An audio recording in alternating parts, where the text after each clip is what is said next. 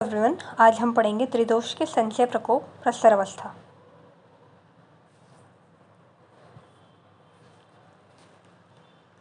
इसके लक्षण बताए गए हैं। इंपॉर्टेंट क्वेश्चन है ये, एग्जाम में पूछते हैं इससे।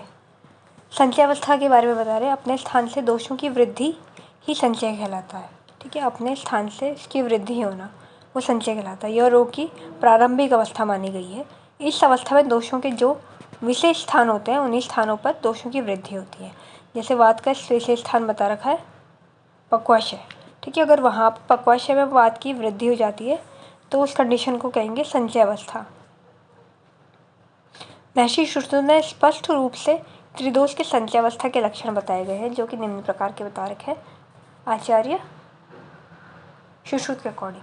वात संचय के लक्षण बता रखे हैं, कोष्ठ में भारीपन होना, कोष्ठ में स्तब्धता होना और कोष्ठ में पूर्णता का आभास होना। ठीक है, कोष्ठ में भारीपन मतलब पेशेंट खुद बताएगा कि खाना खाने के बाद उसका पेट भारी होता है। कोष्ठ स्तब्धता, ऐसा लगेगा पेट एकदम स्टिफ हो गया है उसका। कोष्ठ में पूर्णता का आभास, ऐसा लगता है कि पेट भरा भरा सा है। पित्त संचय के लक्षण बता रखा है, त्वचा, नख, नेत्र आदि में पीले दिखना। ठीक है, अगर पित्त का संचय होने लग जाता है शरीर में तो उसकी वजह से हमारी जो स्किन होती है, नेल्स होते हैं और आईज है, ठीक है, कंजक्टाइवा जो हमारा है, तो वो येलोइनेस उसमें आ जाती है। फिर कफ के संचय लक्षण बता रखे, अग्निमंदता, अंगों में भारीपन और आलस्य। अग्निमंदता मतलब भूख अच्छे से नहीं लगती है, बिल्कुल भी भूख लगना बंद हो जाती है। अंगों में भारीपन, ऐसा लगता है कि पूरी बॉडी अकड़ सी गई है, पूरी बॉडी में भारीपन सा लग रहा है। ठीक है, आलस्य और बहुत ही ज़्यादा आलस आता है।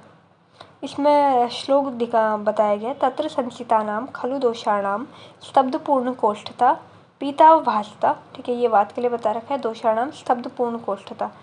पित्त के लिए बताए हैं पीतावभासता। कफ के लिए बता रखा है मंद उष्मता चांगानाम गौरवम आलस्य। ठीक है, गौरवम आलस्य चय कारण विद्वेषश्चेति लिंगानि भवन्ति। ठीक है, ये इसमें बताया गया है। अब इसमें आगे इसी श्लोक को आगे बढ़ाते हुए कह रहे हैं, संचय अवस्था में समान गुण होने वाले पदार्थ खाने की अनिच्छा तथा विपरीत गुण वाले पदार्थ खाने की इच्छा होती है। ठीक है, अगर समान गुण वाले, मान लो कि आपकी बॉडी में कफ की वृद्धि हो रही है, अंगों में भारीपन है, तो इस कंडीशन में क्या होगा? तो जो समान गुण वाले हैं, समान गुण वाले जैसे जिसको खाने से भारीपन लगता है, मीठा खाने से भारीपन लगता है शरीर में, ठीक है, तो मीठा खाने की अनिच्छा होगी, बिल्कुल भी मन नहीं करेगा।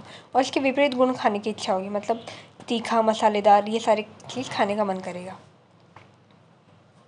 ठीक है, तो यहाँ पे एग्जाम्पल में इन्होंने बता रखा है, स्निग्धादि पदार्थों से द्वेष, मतलब दूध से द्वेष हो जाएगा। ठीक है, रूक्ष आदि पदार्थों के प्रति रुचि हो जाएगी और रूक्ष खाने का मन करेगा।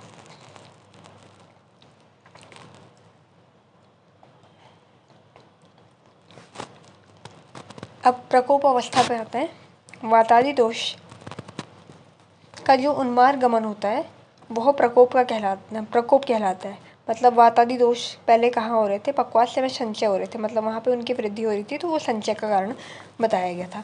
अब इन्होंने प्रकोप में बता रखा है कि जो वातादि जो दोष है, जो उन्माद गमन हो जाते हैं, मतलब अपने स्थान से कहीं और जगह चले जाते हैं, तो वो होता है प्रकोप। ठीक है, स्वासा लक्षण प्रकट होने लगते हैं। इस अवस्था में दोषों के स्वासा लक्षण प्रकट होने लगते हैं। इस कंडीशन में बता रहे हैं कि जो दोषों के अपने अपने लक्षण हैं वो यहाँ पे प्रकट होते हैं। वात प्रकोप के लक्षण बता रखा है, कोष्ठतोद वायु का संचार होना।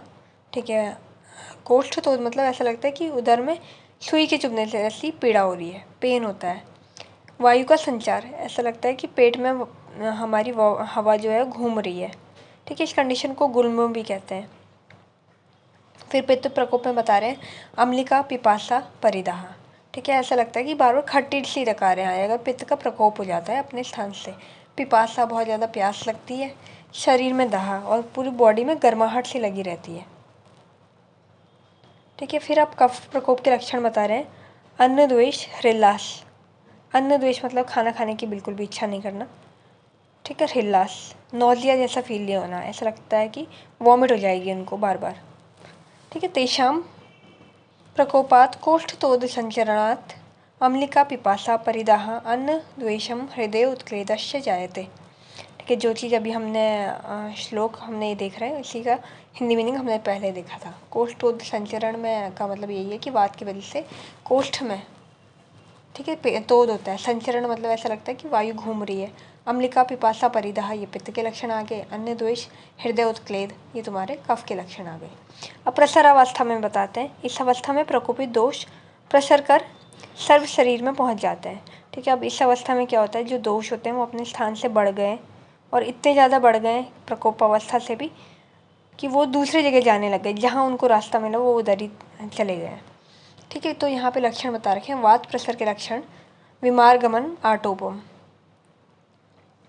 ठीक है। पित्त प्रसर विमारगमन मतलब कि जहाँ उसको रास्ता मिला तो वो वहाँ निकल गया, विमारगमन हो गया। ठीक है। आटोप का मतलब कि उधर में वेदना होना, पेन होना और साथ में गुड़ गुड़ की आवाज़ भी करना। ठीक है। बावल साउंड हम सुनते हैं ना, तो वो वात प्रसर के लक्षण बता रहे हैं। फिर पित्त प्रसर के लक्षण में बता रहे हैं ओष चोष परिदाह धुमायन। ऐसा लगता है कि वहाँ पे बहुत चुभन वाली पेन हो रहा है। ठीक है। चोष परिदाह और धुमायन, और ऐसा लगता है कि धुआं सा निकल रहा है। हॉट फ्लशेस एक वर्ड होता है। पेशेंट खुद बताता है उसको पूरे शरीर में एकदम गर्माहट सी लग रही है, थोड़ा सा काम करने पे एकदम गर्माहट हो रही है। ठीक है। फिर आता कफ प्रसर। कफ प्रसर के लक्षण में बता रखा है अरोचक अविपाक अंगमर्दश्य छर्दी। ठीक है। अरोचक मतलब कफ के संचय प्रकोप प्रसर तीनों जगह अरुचि कॉमन लक्षण थी।